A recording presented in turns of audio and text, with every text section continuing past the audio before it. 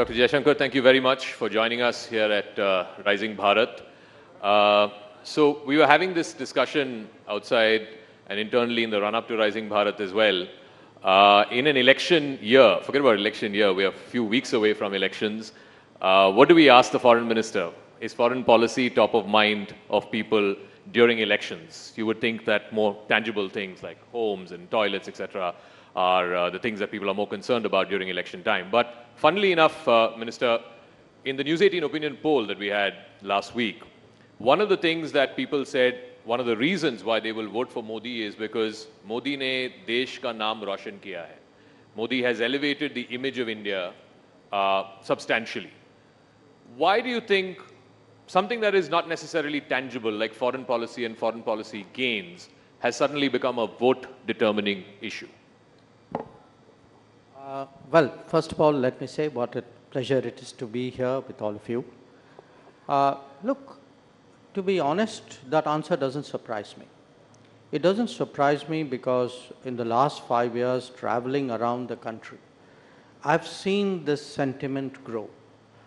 And I attribute it to 2-3 factors. One, that there is a greater sense of pride in the nation about itself, and also as people's basic necessities are being met, they are also looking at many more things, so they know today, for example, that the water connection will come, the electricity will come, the road will come, the health will happen, because they have seen that grow. So they're also, there's a kind of I would say, a neo middle class thinking which is pervading through the society. The second is that a lot of people today go out to work, go out on travel. They are tourists of various kinds.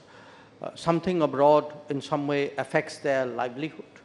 So the connection between being treated well abroad, being looked at well abroad, and their existence is also stronger. I would say the third factor would be, to me, the G20. G20. G20 actually ended up our initial concern, and Amitabh is here. Initial concern was how do we get it out of Delhi? But we actually ended up with the entire country owning the G20. That in very small towns, people you would not think would have an interest in foreign policy, leave alone something as specific as G20. Actually, people had that sense, it's our G20, it's a time to show our country to the world, people are coming. So I think G20 has had a great sense of connection. And finally, in a very peculiar way, COVID. That what COVID did was, at different times, it's made us aware, after all, the COVID came from outside. We sent vaccines outside. At a critical moment, we got oxygen from outside. So somewhere that connect with the world, it's made people more aware. Then it's technology. You have the world in the palm of your phone. So I do want to ask you about the G20 part, because we have seen instances in the past where major sporting events have transformed the image of a nation, whether it is the Barcelona Olympics, the Beijing Olympics, and so on. But the G20, the uncharitable way of putting it is it's a talk shop. Why would that have permeated to the level of the Aam Aadmi and our Aam Aurat on the street in a way that it's lifted the image of India? Partly, as I said, physically, because it was done in 60 cities and towns. And mind you, other than those 60 places where something happened, people went out maybe to another 60 or 100 places more. So if you actually said in terms of locations, I would say maybe 120 to 150 locations in some way or the other saw G20. We ran G20 actually like an Andolan, like a Jan Bhagidari. So I mean, look, I've been doing G20 for 10 years now. This is the only G20 where you went to a place, you had a meeting, but there's a university running a event on a G20. There were a bunch of NGOs who were doing something on a G20. The population was out there displaying their culture. So it had a a flair and a impact which was very, very different. So the second is, to be very honest, I don't think people expected us to succeed. Really? Yeah, I mean, look, we went through, saw the Indonesian presidency, the kind of pressures they were in. Every meeting was blocked by a single issue. And then finally, okay, we patched something together at the summit. All of us helped out because that's the way it is. Now, in our case, I think we took, frankly, much less defensive strategy. We said, look, every meeting, if there's a finance meeting, we will get a finance outcome. If you've got other issues, I'll put an asterisk and put it on the side, but you are not going to block that finance outcome. So what we did was, we piled up the stakes, outcome after outcome. So you said it's a talk shop. Yes, you are right, but even talk shops make a difference. So when a talk shop, for example, ends up recommending to the World Bank that you need to change, reform as per a report which is coming out, or a talk shop says that digital public infrastructure is today a kosher concept and the rest of the world must adopt it for propagation. Don't write off the power of ideas and talking. Ultimately they move things. And I would say, if you look at one thing which has gone very badly wrong with the world, which is that COVID, the impact of COVID has really set back development, SDG targets in the world. The G20 brought the focus back. So, and people intuitively understand it, that people, they may not know the nuances, but they knew the pressures were on us, and they knew that we had to, get the outcome done at the summit, and I think they kind of get it. So, because this is election season, as they say, you have to go to the voters, give them your hisab of what you have achieved over the last 5 years. So in the realm of foreign policy, because you've been shepherding it, you've been marshalling for India's foreign policy over the last 5 years, aside of the G20, the COVID vaccines, navigating India's interests through these two wars, what is the one thing that you would say is the standout for the Modi government, which no other government in the realm of foreign policy has done in the last 75 years? Well, look, if, it's not an if, it is a when. When I go out and explain foreign policy of the last 10 years to people, I would actually tell them Modi ki guarantee works as much abroad as it does in the country. Okay. And it is Modi ki guarantee which moved the whole Indian system in Operation Ganga, where 5 ministers were deputed and told you sort out those places and come back when the last people come back, when the military is put to work on a mission like this. It could be that, it could be Operation Kaveri in Sudan, it could be what we did during COVID, the whole Vande Bharat mission, that anybody who was stuck somewhere, I mean, there were shipping crews, there were air crews, there were hotel people, there were tourists, there were students who had been told your hostel is closed, go home. So what has happened today? And it isn't just the people who came back. If you looked at the Gulf, where we have today almost 90 lakh people, my deputy Muralidharan and I were regularly going to Gulf during the COVID because we were carrying messages from PM to the Gulf regime saying, please take care of our people. And they did respond. They did take care of them.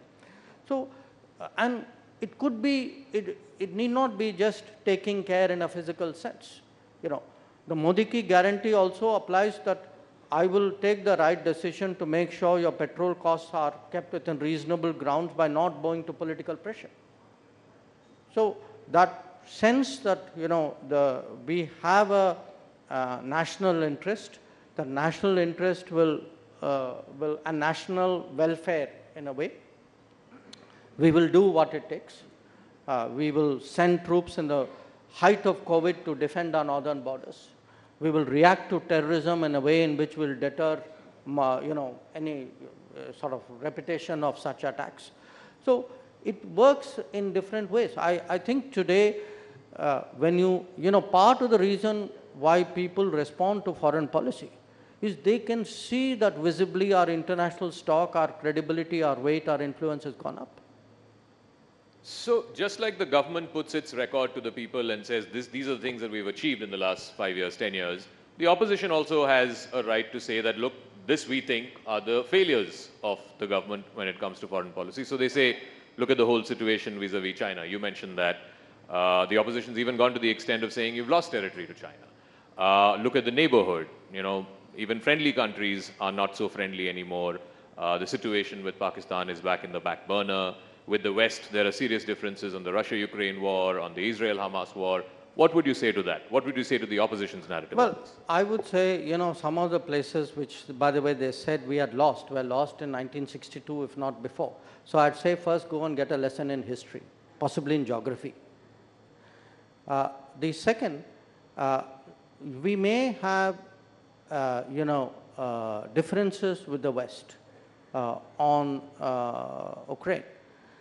But the purpose of foreign policy is not to agree with other powers on the basis of their interest.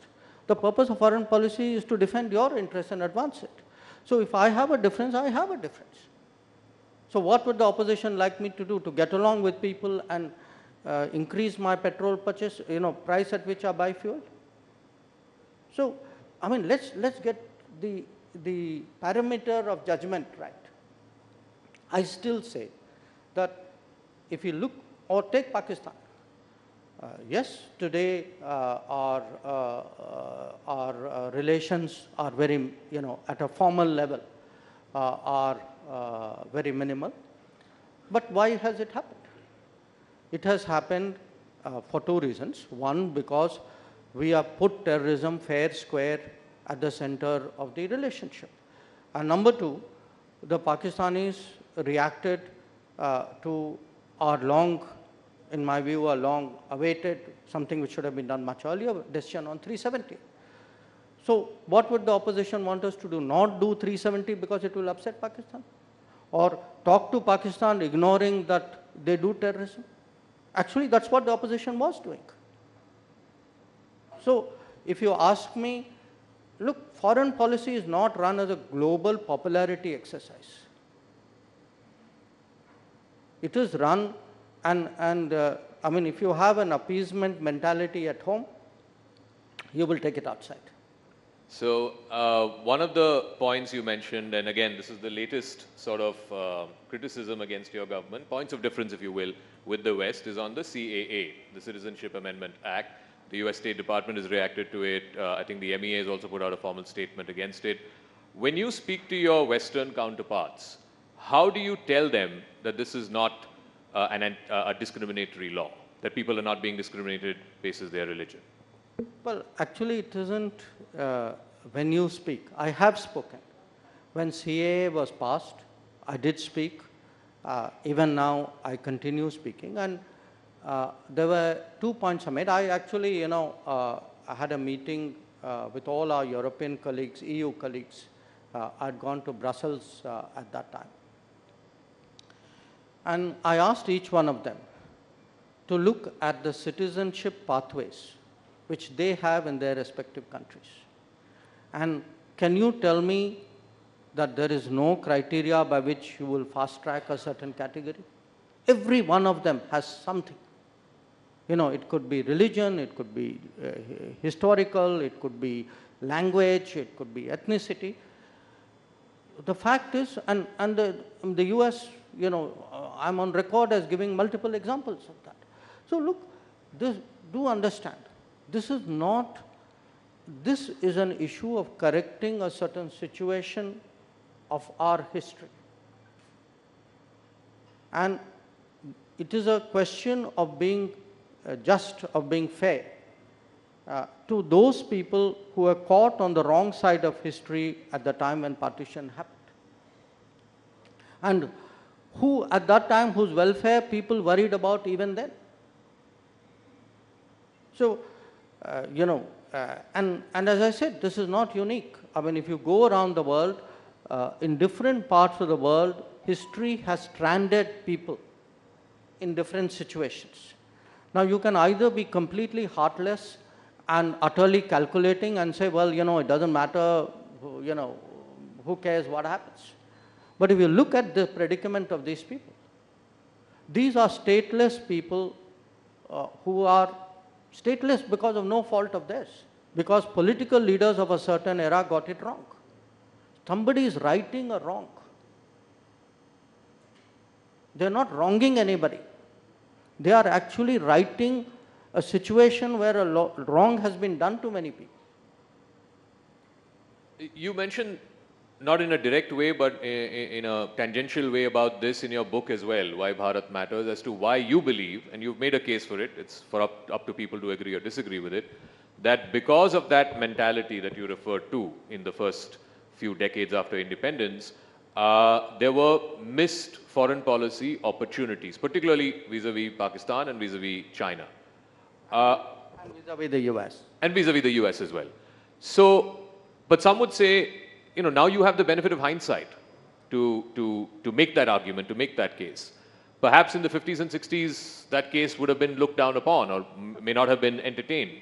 So, how do you then make the case that, these were missed goals or missed opportunities because there was a certain political bent of mind?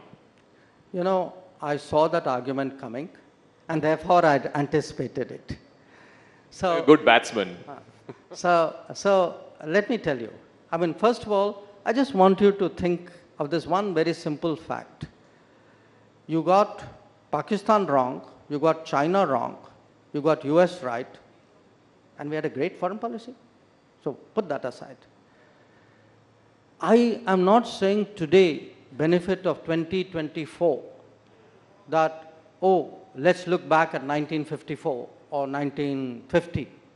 I'm saying somebody in 1948, 49, 50, 51, 52, as you were taking those decisions, stood up and said, please, Mr. Nehru, what you are doing, have you looked at this aspect of it? So this is not hindsight. These are Nehru's contemporaries who are questioning decisions which Nehru was taking at that point of time. So what are these decisions? I give you three. Shyama Prasad Mukherjee actually contests very strongly the Nehru-Liaquat Pact, saying, look, you are assuming that Pakistan is going to treat its minorities the same way as we are treating our minorities. But the very nature of creation of Pakistan and the regime which has come into being is very different. So how can you possibly make, such a fundamental misreading of these guys? And mind you, this is just 3 years after partition. Okay. Well, a little bit more. The Patel, I'm giving you an example of China. Patel puts in writing that today, for the first time, we are facing a two-front situation. The intentions of China cannot be taken in a positive way. There is much that we have to apprehend. So please do not, have a sort of rosy picture of the situation. What is the answer from Nehru? I cannot conceive that anybody would undertake a wild adventure across the Himalayas. By the way, that's exactly what they did in 1962. So now, if Jaishankar in 2024 says, they got it wrong in 1954, your question is very, very valid. It's not Jaishankar who's saying it. It's Patel saying it on China. It is Shyama Prasad Mukherjee saying it on Pakistan. It is B.R. Ambedkar who says, look, why are you alienating the Americans? If you are to argue, you want to take on the American, I have no problem with it. I just told you foreign policy can be pushed back. At least fight your own cause. We were alienating the Americans on behalf of China. That we were taking up China's cause. And more than anything else, what an irony. That imagine, in 1950s, we spoilt our relationship with America because we were arguing on behalf of China. So this is not hindsight, this is not a political polemic. I am placing before, especially the younger generations, because they wouldn't be familiar with it. I am placing historical situations, which is what I called a road not taken. That road was available, that road was marked. Those people drew a map and said, don't go this way, go that way. And we consciously chose not to take those roads. Now, I'm not saying there were no brainers. I mean, there were pluses and minuses. But we need to get out of this, cult worship that everything from 1946 till pick your year, these were great years and we did splendidly. If anything went wrong, other people were to blame. But, Nehru's foreign policy is such a sort of impeccable theology that even today, whoever comes to power must follow it. And any deviation is somewhere wrong. I think, companies are audited. After all, countries should also be audited, for policies should be audited. People should look at what happened in the past with an open mind, with a critical mind. And by the way, I'm not saying it should only happen then. I'd be very happy if somebody said, I'd like to discuss the last 10 years with you. In fact, that's exactly what you're doing. And please defend your record. I'd be very happy to defend it. So let's talk about one big aspect of that record. And since you referred to in the previous answer about a two-front situation, are we not in a two-front situation today? We have, my friend, we have always been. I mean, it is we who were in denial. I mean, tell me, I'm now asking you as a person, Zaka, at which stage in your life did you actually feel that China was your strategic partner? I don't think in my lifetime. No, but yet in 2006, we actually have a declaration describing China as a strategic partner. So I want to say, look, there's a gut sense in society. Sometimes, and I say this as someone from the foreign policy fraternity, sometimes, this is a bubble you have created. Because in the earlier years, it was very much a Nehruvian ideological bubble. Nehru was against America, so everybody was against America. Nehru said China is a great friend, everybody says China is a great friend. So the vestiges of that continue, even today. I mean, you have a concept called Chindia. Okay, I don't, many of you will remember who put that concept forward. So if you actually have reached to think that you're making a sandhi of China and India, and you think we are that close, and our interests are so aligned, I mean, this is a different world.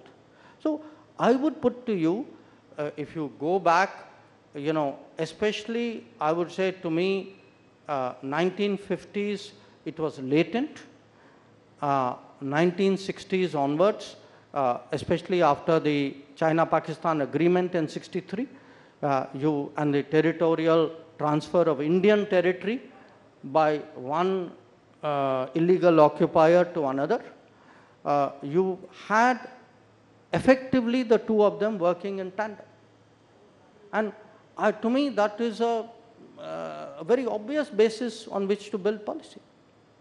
So let me now come to domestic politics. We've got the last 15, 16 minutes now. In the last 5 years, we have seen the transformation of Dr. Jaishankar from diplomat to foreign policy scholar. Now you're a full-blooded politician. So tell us, why is the Prime Minister spending so much time in southern India? Every day, every other day, he's in South India. In the last elections, in the last Lok Sabha elections, out of 129 seats in the 5 states in southern India, the BJP won just 29. A bulk of it came from Karnataka. Why do you in the BJP believe this time the South will be your new frontier and you'll be able to conquer the new frontier? Well, if I applied that logic, I could apply it to the rest of the country. There was a time, there were many states where there were no BJP MPs. So, in a way, every state, I mean, for a party like BJP, was a new frontier at some point. Why today, I mean, I don't know how many of you saw the pictures of the Prime Minister's, road shows in Coimbatore and Palagat, etc. Look at the response that he's getting. So, my sense is, I mean, ultimately the results will tell. But as someone who's been traveling a fair amount, certainly to Kerala, I mean, Karnataka is a different case. There's already a strong history with BJP out there.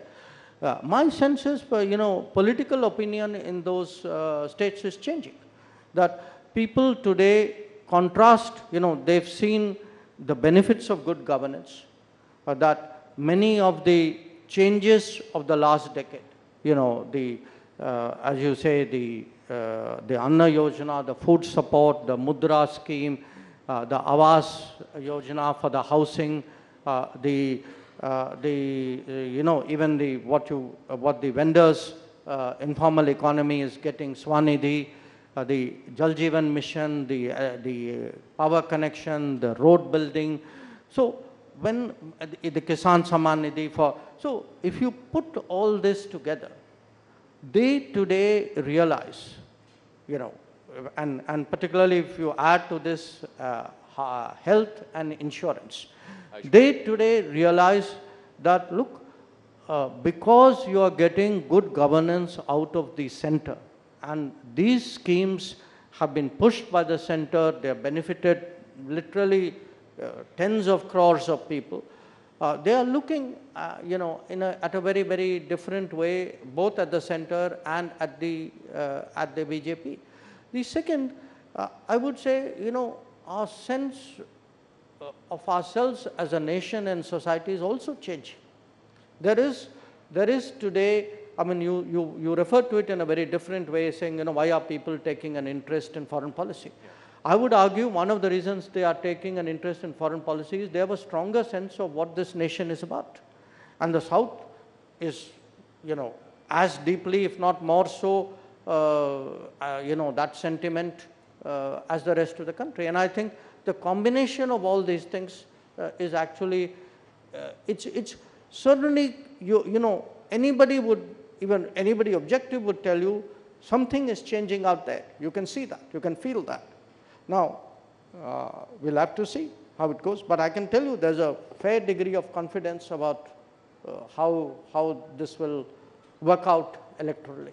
You mentioned about the sense of identity, sense of pride. No doubt it's gone up in the last 5-10 years, but in the South there's also regional identity. And one of the narratives, you can call it a trope if you want, particularly from the southern parties, is that your party is anti-South India, you're a North Indian party, you're a Hindu imposition party. As somebody who is a Delhi boy, but your family is from the southern part of this country, how would you counter that narrative? Well, look, I think by now Prime Minister Modi has put that kind of propaganda to rest. He's contested it very, very effectively.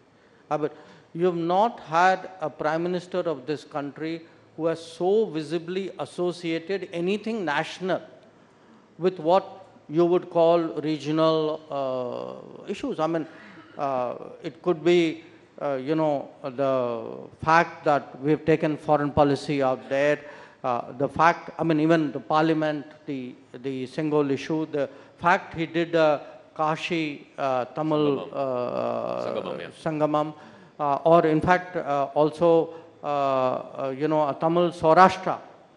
So he's taken enormous pains to actually counter that kind of propaganda which has vitiated our politics for many, many decades. And my sense is today you're getting that traction.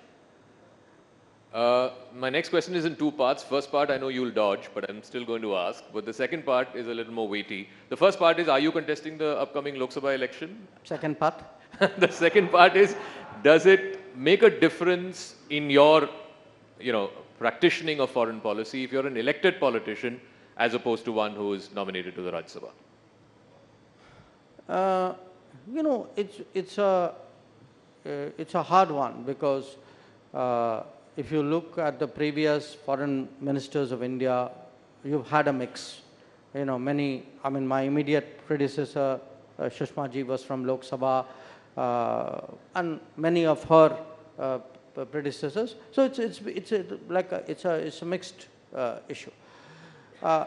The fact is, today, certainly speaking from a BJP perspective, I can tell you how much focus there is on constituency, on ensuring delivery, on making sure that last mile, that leave no one behind message goes through. So when I look at my, I'm a parliamentarian of 5 years juniority. So I'm still a relatively new person, and therefore I'm very curious how does that peer group work. And I look at especially the effort which Lok Sabha MPs put in, and it's staggering. I mean, it's not, by the way, that the Rajya Sabha MPs have a ball. I mean, because certainly where the BJP is concerned, I mean, you have governance responsibilities, you have party responsibilities. I mean, you are on, really it's a 365-day kind of calendar. But there's always that balancing your focus and attention with what are foreign policy issues, with other responsibilities that you may have. It may be Lok Sabha, it may be something else as well. You've had ministers who were not Lok Sabha members, but who as foreign ministers had many other